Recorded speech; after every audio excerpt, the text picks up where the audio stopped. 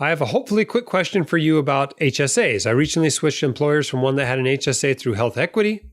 I'm currently at Health Savings Administrators, but I'm now reconsidering this after reading one of your articles, since they have higher fees than their competitors. What are your thoughts on the best HSA carriers? Are you still using HSA Bank? Is there a limit to how many times or how often you can switch HSA carriers? Are there significant costs in doing so? My new employer does not offer a high deductible health insurance plan with an HSA option. So here's my question. Well, you've already asked about 5, but here's the one you want answered, I guess. So here's my question. If you have money already in an HSA, but you go to an employer that doesn't offer an HSA, can you still contribute to it in some way outside of your employer doing so, or is that not allowed? And if it is allowed, is it wise to do so? It will still grow in a tax-free manner. I would still get tax-free withdrawals later if used for health-related matters, right? Okay, so it sounds like we just need to talk about HSAs in general.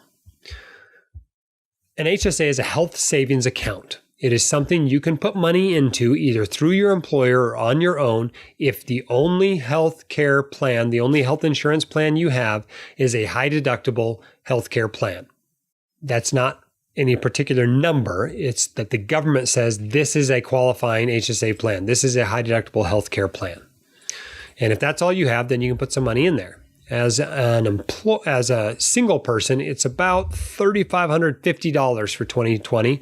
And if you are a family, meaning a parent and a child or 2 spouses, then it is $7,100 for 2020. And that money can sit in that account from now until the day you die. You do not have to spend it. You do not have to spend it on healthcare. You don't have to do anything with it. But there are a few things you should do with it.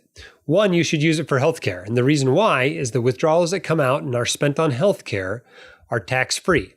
So that makes them triple tax-free. You got a tax deduction for the money that went in there. It grows in a tax-protected way. And then when the money comes out, it is spent tax-free. So it's great to spend it on healthcare.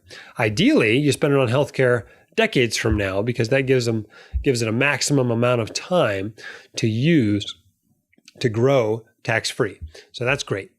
You can invest the money. It doesn't have to sit in some piddly little savings account like the default choice in the HSAs lots of employers put in. It can be invested in mutual funds, just like your 401k can, and hopefully get a much higher return so that it's growing and growing and growing.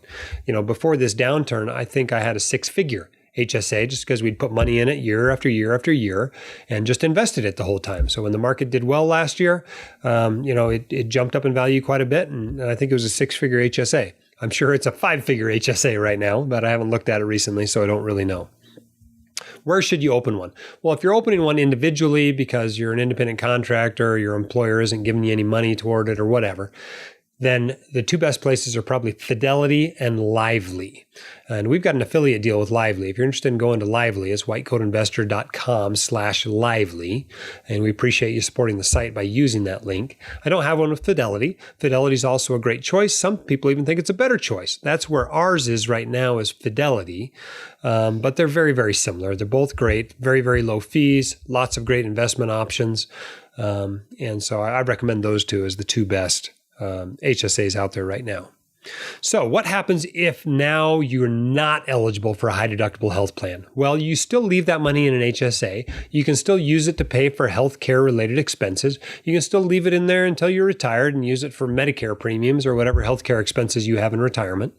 But what you can't do is keep contributing to it each year. You cannot contribute to it if you have any other health plan covering you other than a high deductible health plan. So keep that in mind. Now remember, it's usually better if your employer offers it to go through your employer. And the reason why is you might get a match from the employer. They might actually put some money into the HSA for you, but you also save on payroll taxes, the Social Security and Medicare tax that on that money that goes in the HSA. So it's great to run it through your employer. Even if their plan's not awesome, you can do a rollover once a year from their plan to your plan, wherever it might be, whether it's Fidelity or Lively or whatever. And so that's a great option there. Hope that answers your question.